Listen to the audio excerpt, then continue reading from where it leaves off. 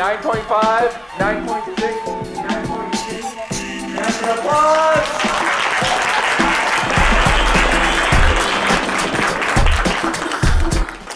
Last poet in tonight's slam. Round of applause for Christina.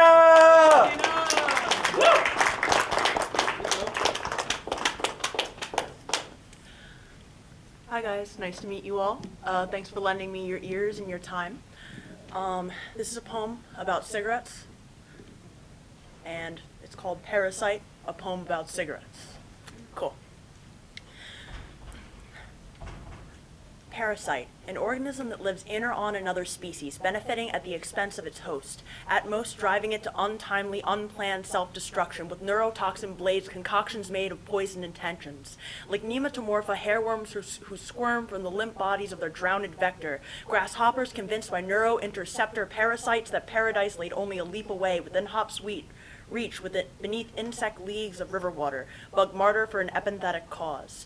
Now this is drastic behavior for a parasite. Cowardly by necessity, it often hides, biding time, consuming the host as it lives.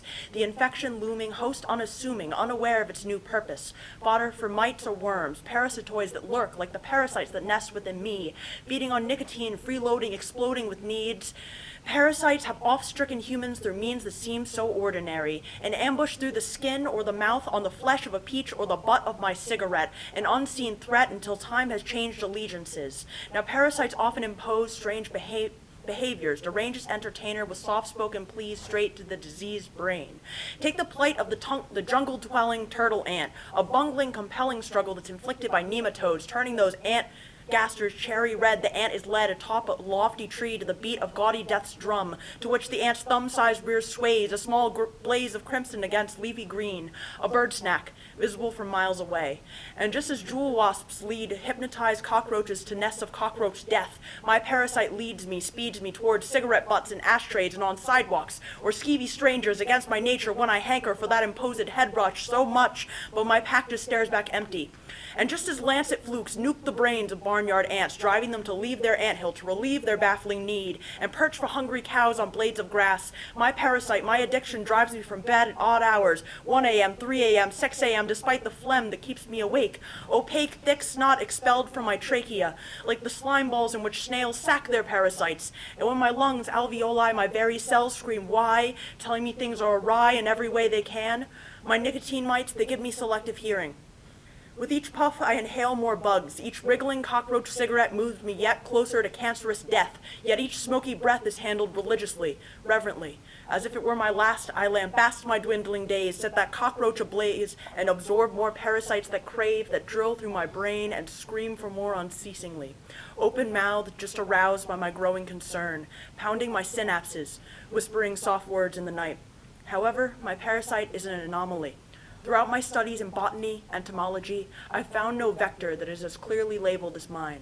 The snail pellets and infected dead that transmit those non-artificial parasites do not have. Surgeon General's warnings splayed across their sides. Yes, regardless of my scorn for my parasitic affliction, I am the sole cause of my addiction. Thank you. Round of applause. Ladies and gentlemen, this is just a reminder, the time is 10 minutes to 9. This launch show will be closing in 10 minutes. You come together, your final purchases, your registers are up at the front of the store. Again, this launch show will close in 10 minutes. Thank you. After this last bit of funny, it's good to know that in the next 10 minutes, there are John Sands books that can be purchased at over there.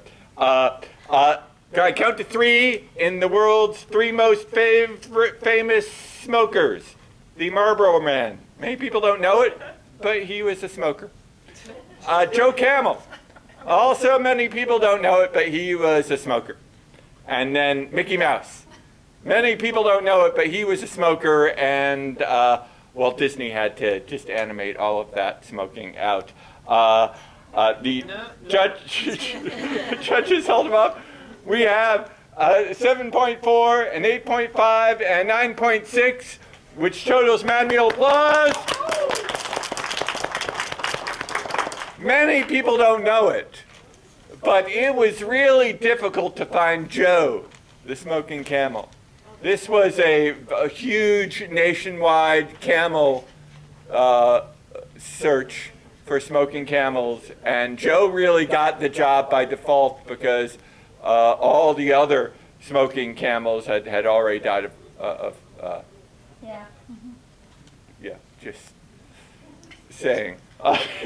Total would be 25.5. 25.5, manual applause.